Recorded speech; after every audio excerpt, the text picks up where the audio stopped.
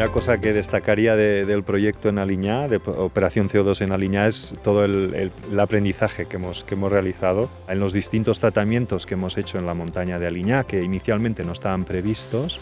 Estamos viendo que una combinación de especies adecuada para el territorio donde se implanta realmente aumenta la fijación de carbono sobre la situación preexistente.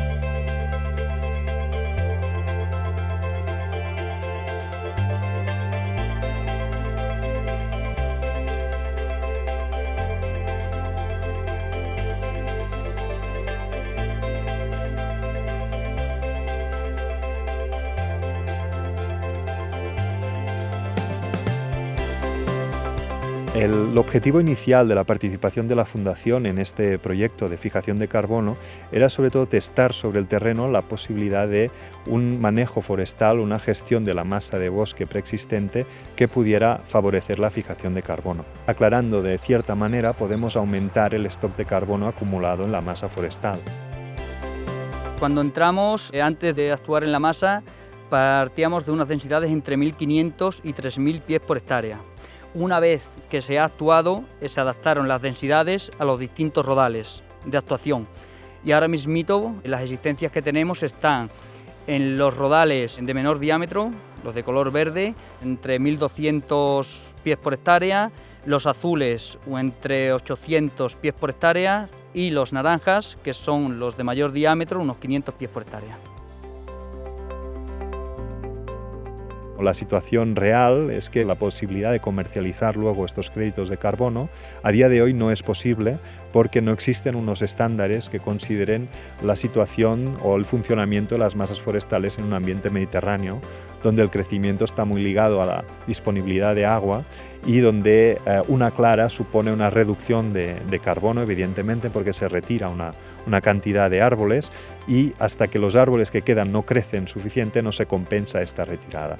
Esto estamos hablando que la compensación se realiza a partir de los 30 años, según los modelos que tenemos.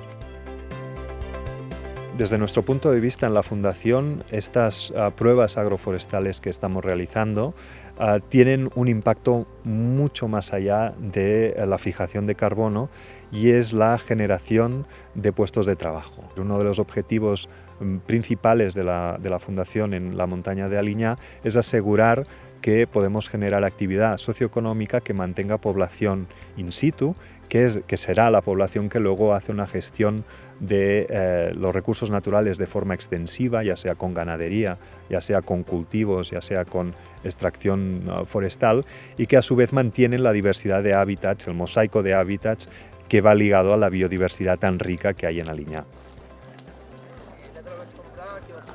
Si crece el proyecto, el municipio puede crecer en todo, porque ya sea en lugares de trabajo como en gente que viene a ver las plantaciones o viene a ver el sitio, para los restaurantes, lo que sea, siempre es un movimiento. Y bueno, y si hay más trabajo, pero más gente se podrá quedar en el pueblo, claro. Hay un tema de integración social, porque al inicio la plantación se realizó a través de una fundación que se llama Integra Pirineus y que trabaja con gente en riesgo de exclusión social, y luego a la larga irá bien pues porque se necesitará mano de obra para procesar el producto final, que será la manzana, igual que en el caso de las plantas aromáticas. También, además, periódicamente la Fundación Integra Pirineus nos deja a uno de sus trabajadores y él nos ayuda siempre en las tareas de plantación y de cuidado de las plantaciones. La parte de carbono no puede sustentar este plan piloto. Sí que lo sustenta luego la parte socioeconómica, digamos, la parte de comercialización de estos productos, que además estamos certificando a nivel de producción ecológica. Estamos intentando que sean productos de valor añadido. Son campos que no se habían hecho antes, desde muchos años, nada, y el hecho de hacer algo, pero que encima es ecológico, es un valor añadido que que al final el valle supongo que lo notará. Por lo tanto, aprendizaje, resultados positivos y un poco como en todos los proyectos, ¿no? La implantación te hace ver pues, situaciones no previstas inicialmente.